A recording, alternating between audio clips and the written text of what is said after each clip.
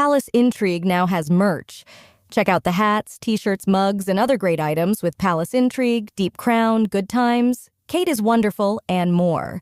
There's free shipping, and for a limited time, get 10% off with the code NEWMERCH10. Go to Calaroga.com, that's CALOROGA.com, or look for the link in the show notes. We really appreciate your support for the show. Thanks.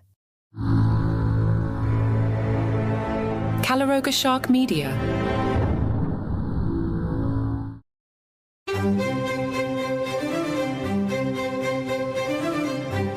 Hello and welcome to Palace Intrigue. I am your host, Mark Francis. Fans and royal watchers have been buzzing over a video that purportedly shows Venus Williams not standing or clapping when Prince Harry received the Pat Tillman Award at the ESPYs in Los Angeles. In the clip shared widely on X, Harry can be seen running up to accept the award while his wife Meghan, along with much of the audience, stands to applaud. However, Venus Williams, seated next to Meghan, remains seated and does not appear to clap. This moment led to speculation and comments from fans suggesting that Venus may have snubbed Harry or shown disapproval. However, other footage from Access Hollywood showed Harry and Venus sitting together later, engaged in what seemed like an amiable conversation. Meanwhile, when Kate returned to Wimbledon on Sunday, she, of course, received a warm reception with a standing ovation.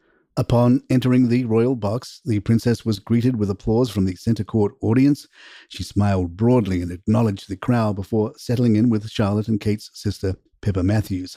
Earlier in the day, the princess and Princess Charlotte met with the women's champion, Barbara Krejcikova, presenting her with flowers in the clubhouse. Social media posts from Kensington Palace showcased Princess Charlotte holding a tennis racket gifted to her mother by Krejcikova, who used it in her final match. The day also included interactions with other tennis players where Princess Charlotte promised to try wheelchair tennis alongside her mother. The Princess of Wales expressed admiration for Emma Raducanu, offering words of support after her fourth-round exit. Among the distinguished guests at Wimbledon were Lord and Lady Frederick Windsor, Sir Cliff Richard, Benedict Cumberbatch with Sophie Hunter, as well as Pierce Brosnan, Tom Hiddleston, Nigel Farage, and Chris Grayling. As patron of the All England Club, the Princess of Wales traditionally presents the trophies, a role she took on from Queen Elizabeth in 2021. The club has a long-standing connection with the royal family, dating back to 1907 when King George V became its president. It was a sporting weekend for the royals, although England fans, including William and Prince George, experienced deep disappointment as they witnessed England's defeat in the Euro 2024 final in Berlin. Prince William, also president of the FA and devoted football fan, was joined by a nervous crowd that included Prime Minister Keir Starmer and King Felipe of Spain with his daughter, Infanta Sofia. The royal duo, clad in smart navy suits with white shirts and striped ties, displayed a range of emotions throughout the tense match. Despite an early goal that sparked hope, England ultimately fell short in the final minutes, much to the dismay of the entire stadium, including William and George. Before the match, Prince William shared his excitement on social media, posting a video of their arrival in Berlin and expressing optimism with the hashtag Euro 2024.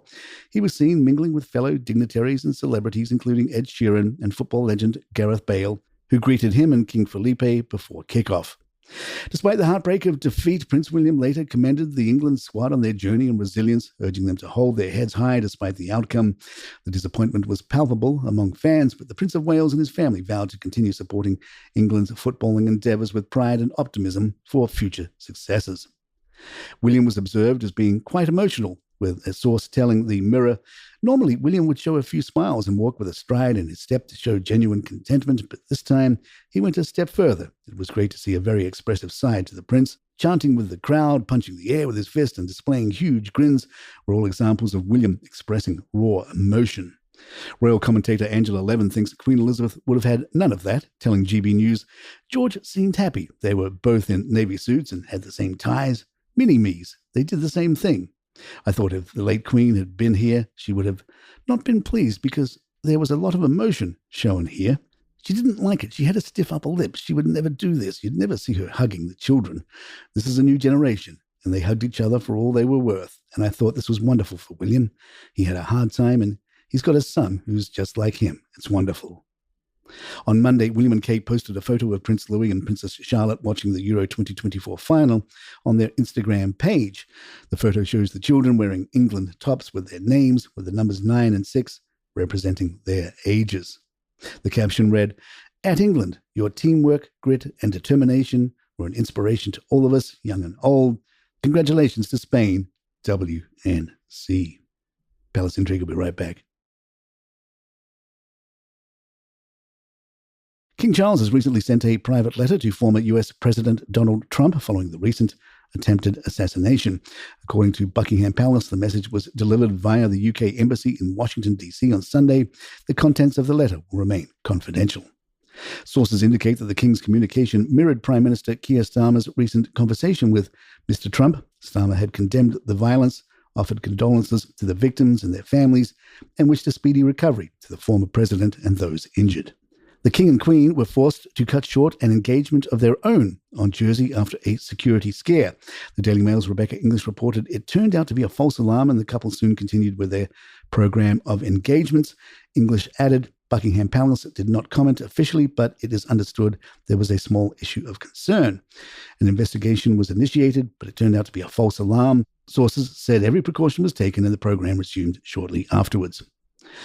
Buckingham Palace announced Their Majesties, the King and Queen, will undertake an autumn tour in October 2024. This will include royal visits to Australia and Samoa, where Their Majesties will attend the Commonwealth Heads of Government meeting 2024.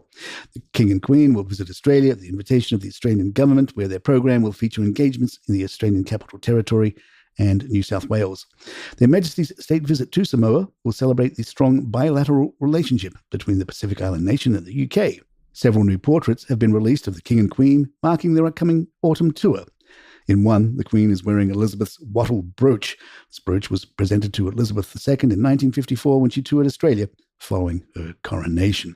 And there you have it. If you'd like to email us, our address is thepalaceintrigue@gmail.com. Please follow us on Spotify, Apple, or the app of your choice.